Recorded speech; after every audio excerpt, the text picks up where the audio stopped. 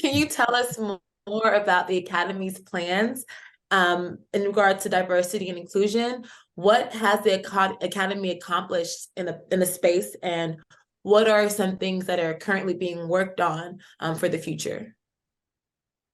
Wow. So how much time do we have? Because we've been doing a lot. Let me just say that I've been on the Board of Governors just shy of 8 years, and we've been talking about inclusion, engagement, and diversity since I've been on the board. And we've really, I think, really kind of kicked it up a notch since I've been on the board, recognizing that this is really an important part of what the Academy is all about in our field, diversity, and we want to be strong and get this wealth of ideas. What we did was to actually establish a new strategic coordinating committee, engagement and inclusion. And you know about that because you're our fit liaison to that, which is terrific.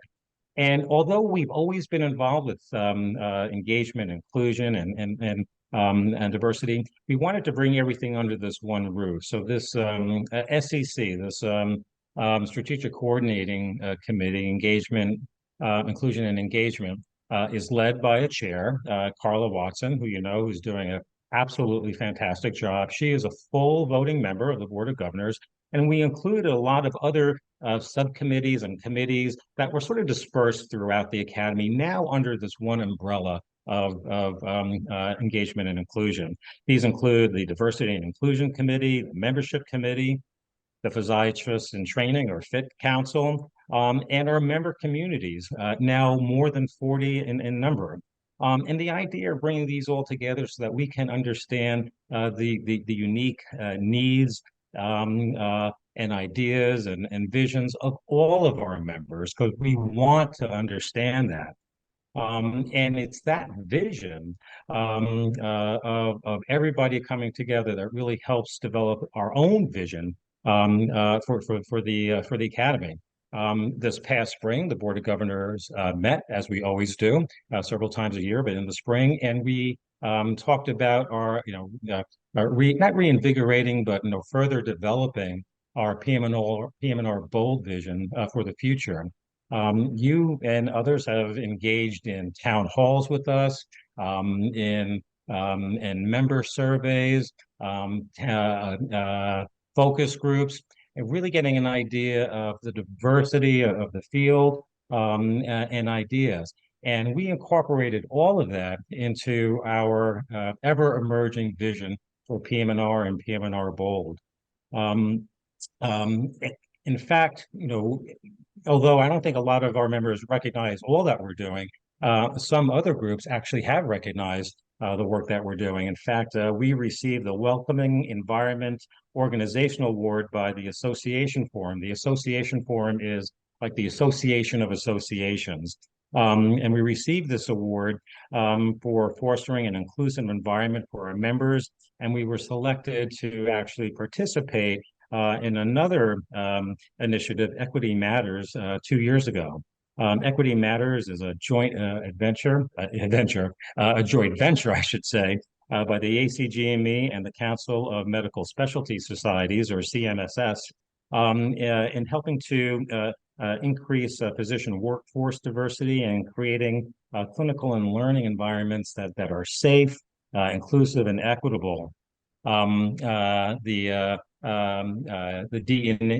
Diversity and Inclusion Committee just met this past weekend and are bringing together a host of educational resources that are going to be available for free for our members. And by the way, you'll get CME for it. And you're still in training, but trust me, when you become board certified, you're going to need those CMEs. So this is Great. good. Learning something good and getting credit for it. This will be great. So, you folks have curated these resources, and we'll be sharing this fantastic content in the near future. So be on the lookout for it. The D&I community has also developed a strategic plan. It was developed about 4 years ago. And our committee structures are guiding advancement of all of our goals. These goals are things like making sure we have top level commitment and accountability to engagement, and inclusion, and diversity, developing a diverse group physiatry leaders to become leaders of the academy and in our field in general, and to make sure that we have, a really equitable environment for everybody. Our inclusion and engagement committee and their subcommittees are continually thinking, what more can we do? Basically, never be satisfied that what you're doing is enough. What more can we do for the benefit of our members in this realm and in others? Because once you're satisfied, you begin to decline. So they're constantly rolling out new initiatives, and we're really very excited about that. I'll also add that if you get notices, read your emails. When you get announcements that there are going to be town halls or focus groups, or when you get a survey, and in fact, there is a diversity and inclusion survey out right now, make sure you answer it, because we really take that information and embed it into everything we do into the academy, including what I just said, further advancing our PM&R goal vision.